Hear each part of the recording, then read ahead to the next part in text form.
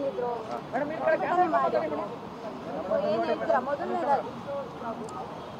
ಇವತ್ತು ವಿಶೇಷವಾಗಿ ಬೆಂಬಲಿಗರು ಬಂದಿದ್ದೆ ನನಗೆ ಗೊತ್ತಿಲ್ಲ. ಸಹಸ್ರಾರು ಸಂಖ್ಯೆಯಲ್ಲಿ ಇವತ್ತು ಮಹಿಳೆಯರು ಪ್ರತಿಯೊಂದು ತಾಲೂಕಿಂದನೂ ಆಗಮಿಸಿದ್ದಾರೆ ಅಂತೇಳಿ ಇವತ್ತು ನಿಮ್ಮ ನ್ಯೂಸ್ ಚಾನೆಲ್ ಮಾಧ್ಯಮದ ಮೂಲಕ ನಾನು ನೋಡಿದಾಗ ನಾನು ಅವರನ್ನು ಮಾತಾಡಿಸೋದಕ್ಕೆ ಅಂತಲೇ ಬಂದಿದ್ದೀನಿ. ಬೆಂಬಲಿಗರನ್ನು ಮಾತಾಡಿಸಿ ಅವರ ಏನು ಒಂದು ಅವ್ರಿಗೇನು ಮನವಿಯನ್ನು ಕೊಡೋದಕ್ಕೆ ಬಂದಿದ್ದಾರೆ, ಅವ್ರಿಗೇನು ಆಕ್ರೋಶ ಇದೆ ಅದನ್ನೆಲ್ಲ ಶಾಂತಗೊಳಿಸಿ ಇವತ್ತು ಅವ್ರಿಗೆ ಮಾನ್ಯ ಮುಖ್ಯಮಂತ್ರಿಗಳಿಗೆ ಭೇಟಿಯಾಗಿ ಮನವಿಯನ್ನು ಕೊಡಬೇಕು ಅಂತೇಳಿ ಬಂದಿದ್ದಾರೆ. ಮಾನ್ಯ ಮುಖ್ಯಮಂತ್ರಿಗಳ ಮೇಲೆ ಅಪಾರವಾದಂಥ ವಿಶ್ವಾಸ ನಂಬಿಕೆ ನಮಗಿದೆ.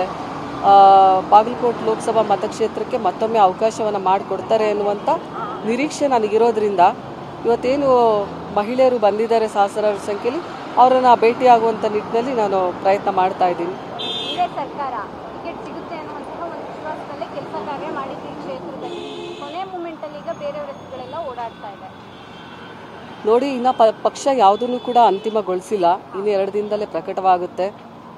ಕಳೆದ ಬಾರಿ ನಾನು ಸೋತಾಗ ಕಡಿಮೆ ಅಂತರಗಳಿಂದ ನಾನು ಸೋತಿದ್ದೀನಿ. ನೀವು ಪೋಷಕರಾಗಲು ಕಾಯುತ್ತಿದ್ದೀರಾ? ಚಿಂತಿಸದಿರಿ. ಓಯಾಸಿಸ್ ಫರ್ಟಿಲಿಟಿ 90,000 ದಂಪತಿಗಳ ಜೀವನದಲ್ಲಿ ಸಂತೋಷವನ್ನು ತಂದಿದೆ. 7825893601ಗೆ ಕರೆ ಮಾಡಿ ಅತ್ಯದ್ಭುತ ರಿಯಾಯಿತಿ ಪಡೆಯಿರಿ ಹಾಗೂ ಎಲ್ಲರಿಗೂ ಗುಡ್ ನ್ಯೂಸ್ ಕೊಡಿ. ಕರ್ನಾಟಕದಲ್ಲಿ ಏಕೈಕ ಮಹಿಳೆಗೆ ಅವಕಾಶವನ್ನು ಕಳೆದ ಬಾರಿ ಮಾಡಿಕೊಟ್ಟಿದ್ರು. ಬೇರೆ ಬೇರೆ ಒಂದು ಮಾನದಂಡಗಳು ತಮಗೆಲ್ಲ ಗೊತ್ತೇ ಇದೆ. ಇವತ್ತು ಕರ್ನಾಟಕದಲ್ಲಿ ಯಾವ ರೀತಿ ಇತ್ತು ಕಳೆದ ಬಾರಿ ಚುನಾವಣೆ ಅಂತೇಳಿ. ನಮ್ಮಲ್ಲಿ ಇಬ್ಬರು ಶಾಸಕರು ಇದ್ದಿದ್ದು. ಅಂಥ ಸಂದರ್ಭದಲ್ಲಿ ಇವತ್ತು ಚುನಾವಣೆಗೆ ನಿಂತಂಥವಳು ಯಾರೂ ಕೂಡ ಬೇಡ ಅಂದಾಗ ನಾನು ಚುನಾವಣೆಗೆ ನಿಂತಂಥವಳು. ಇವತ್ತು ನಮ್ಮಲ್ಲಿ 5 ಜನ ಶಾಸಕರಿದ್ದಾರೆ, ನಮ್ಮದೇ ಸರ್ಕಾರ ಇದೆ. ಮತ್ತೊಮ್ಮೆ ನನಗೆ ಅವಕಾಶವನ್ನು ಮಾಡಿಕೊಡಿ. ಜಿಲ್ಲೆಯಲ್ಲಿ 5 ವರ್ಷದಿಂದ ನಾನು ಕೆಲಸ ಮಾಡ್ತಾ ಇದ್ದೀನಿ. ಎಲ್ಲೂ ಕೂಡ ನಾನು ಅಸೆಂಬ್ಲಿಗಾಗಿರ್ಬೋದು, MLCಗಾಗಿರ್ಬೋದು, ನಿಗಮ ಮಂಡಳಿಗಾಗಿರ್ಬೋದು ಯಾವುದಕ್ಕೂ ಕೂಡ ನಾನು ಕೇಳಿಲ್ಲ ಅವಕಾಶಗಳನ್ನು.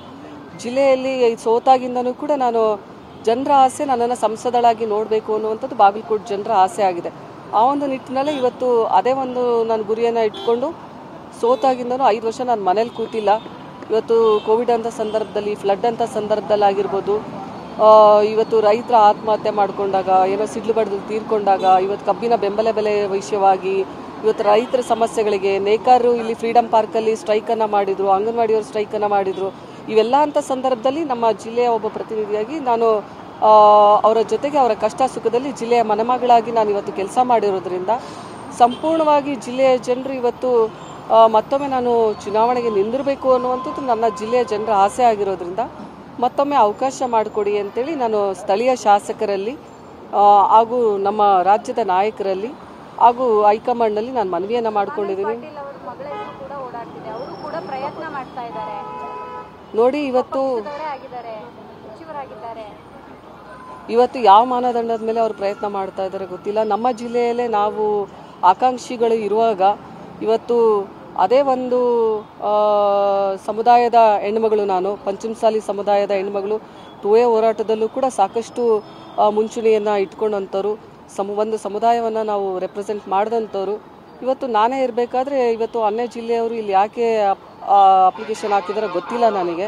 ಅದು ನೀವು ಅವ್ರಿಗೇ ಕೇಳಿ ತಿಳ್ಕೋಬೇಕು. ಜಿಲ್ಲೆಯಲ್ಲಿ ಅದೇ ಸಮುದಾಯದ ಒಬ್ಬ ಹೆಣ್ಮಗಳಿದ್ದಾಗ ಯಾಕೆ ಹಾಕಿದ್ದಾರೆ ಅಂತೇಳಿ. ಇವತ್ತು ಆದರೆ ನನಗೆ ಸಂಪೂರ್ಣವಾಗಿ ಮಾನ್ಯ ಮುಖ್ಯಮಂತ್ರಿಗಳ ಮೇಲೆ ಹಾಗೂ ಉಪಮುಖ್ಯಮಂತ್ರಿಗಳ ಮೇಲೆ ಹಾಗೂ ಹೈಕಮಾಂಡ್ ಮೇಲೆ ವಿಶ್ವಾಸ ಇದೆ. ನನಗೆ ಮತ್ತೊಮ್ಮೆ ಅವಕಾಶ ಮಾಡಿಕೊಡ್ತಾರೆ ಅನ್ನುವಂಥದ್ದಲ್ಲಿ ಇವತ್ತು ವಿಶೇಷವಾಗಿ ನಾನು ಇಲ್ಲಿ ಬಂದಿರೋಂಥದ್ದು ನಮ್ಮ ಬೆಂಬಲಿಗರನ್ನು ಅವರೇನು ಆಕ್ರೋಶಗೊಳಗಾಗಿ ಇಲ್ಲಿ ಬಂದಿದ್ದಾರೋ ಅವರನ್ನು ಶಾಂತಿಗೊಳಿಸಿ ಊರುಗಳಿಗೆ ಮರಳಿ ಅಂತೇಳಿ ಮನವಿಗೆ ಮಾಡಿಕೊಡೋದಕ್ಕೆ ಬಂದಿದ್ದೀನಿ. ನಾನು ಅವರನ್ನು ಭೇಟಿ ಆಗಬೇಕು ಆ ಒಂದು ನಿಟ್ಟಿನಲ್ಲಿ. ಧನ್ಯವಾದಗಳು.